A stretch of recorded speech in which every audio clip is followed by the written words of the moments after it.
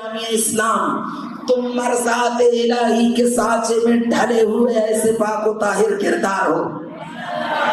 کہ اللہ تدعون، کائنات کو تم اللہ کی جانب بلاتے ہو، وعلیہ تدلون، اس کی جانب رہنمائی کرتے ہو، وبہ تؤمنون، اس پر ایمان کامل رکھتے ہو، بہ تؤمنون وبقولہ تحکمون، اس کے حکم کے مطابق، اس کے فرمان کے مطابق فیصلہ کرتے ہو،